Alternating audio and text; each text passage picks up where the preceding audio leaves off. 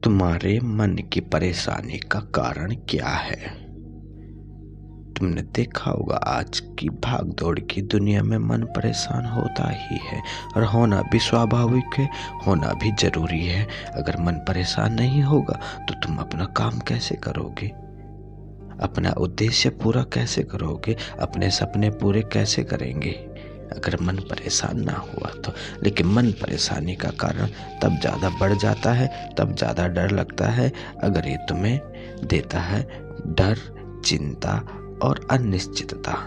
और अगर मन की परेशानी तुम्हारे सपनों की बाधा बन रही है तो इसका मतलब समझो कि मन परेशान तो हो रहा है, तुम्हारा स्वास्थ्य, तुम्हारा मन, सब कुछ परेशान हो रहा है। मन परेशान तब होता है जब तुम्हारी उम्मीदें हकीकत से टकराती हैं।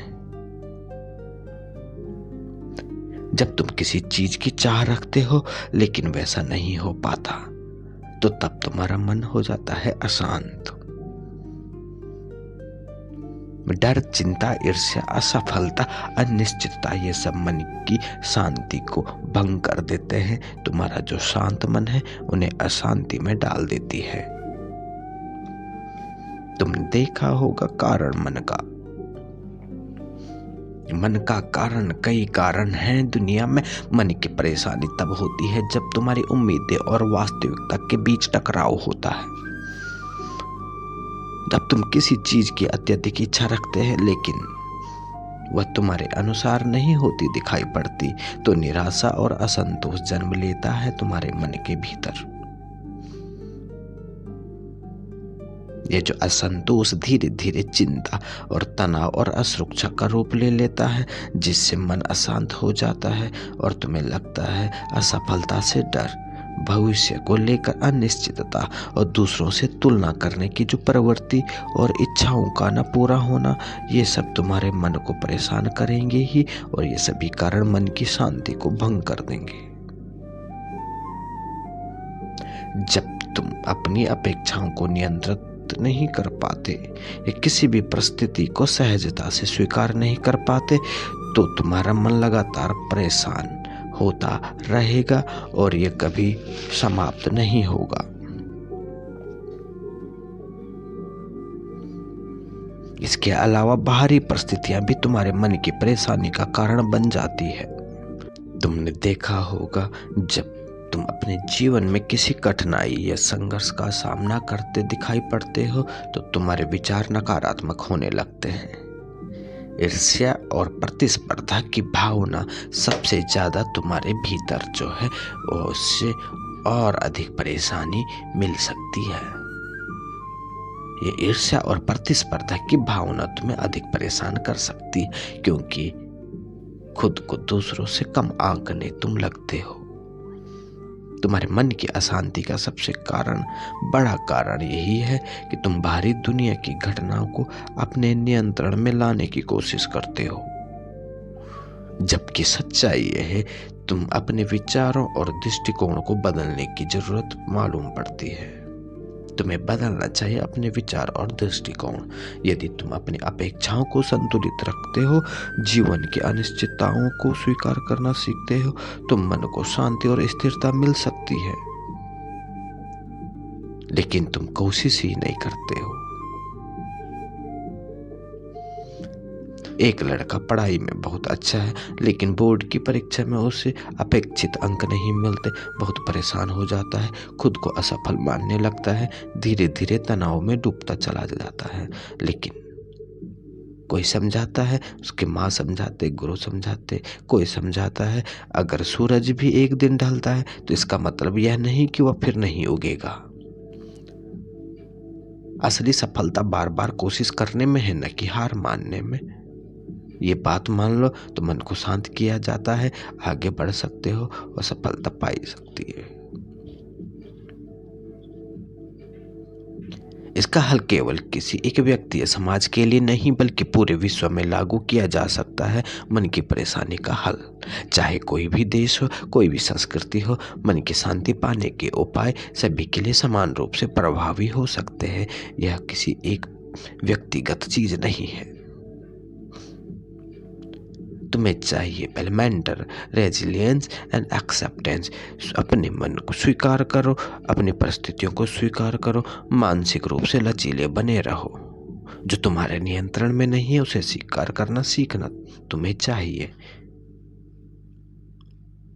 आज दुनिया भर में जो भी महान विशेषज्ञ हैं मानते हैं जीवन में अनिश्चितताएं तो होती हैं, उन्हें स्वीकार करना ही है, जो कि तुम्हारी मानसिक शांति का आधार भी है। जो भी खामियां तुम्हारे जीवन में उन्हें स्वीकार करें और आगे सीखें और नया कौशल का विकास करें। तुम्हें मेडिटेशन योग ध्यान की ओर अपना मन लगाना पड़ेगा। वर्तमान में मन को लाओ। तुम भविष्य की चिंता और अतीत के पछतावे को छोड़ नहीं सकते, लेकिन तुम्हें इसे छोड़ना पड़ेगा। तुम देखोगे ध्यान तुम्हें इस अतीत और भविष्य की चिंताएं हैं उससे तुम्हें शांति देगा, क्योंकि तुम्हारा मन आ जाएगा वर्तमान में। वैज्ञानिक रूप से सिद्ध किया गया ध्यान से मानसिक तनाव कम होता है। बौद्ध भिक्षु और भारतीय योग परंपराएं और पश्चिम की मनोवैज्ञानिक इसको समर्थन भी देते हैं कि ध्यान मेडिटेशन सबसे पावरफुल हथियार है।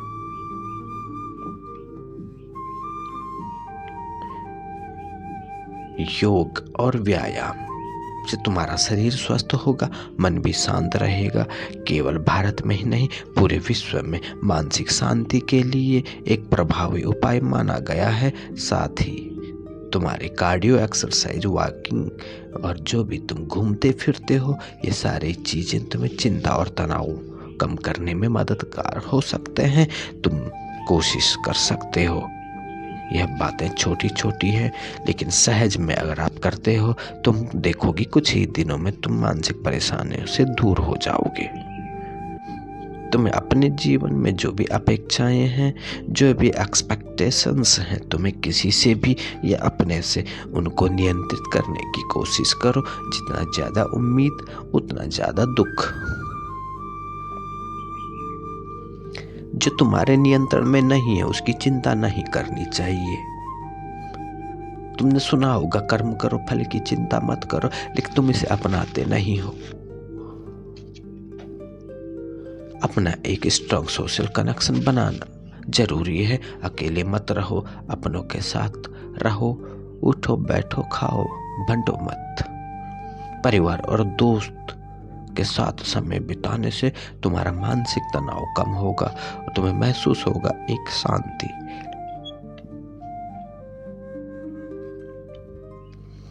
सोच तुम बदलोगे जीवन बदल जाएगा। तुमने सुना होगा तनाव और चिंता को कम करने के लिए तुम्हें चाहिए अपनी सोच को बदलना, तो जीवन बदलेगा। मन में नकारात्मक विचार आते हैं तो उन्हें पॉजिटिव तरीके में बदलें।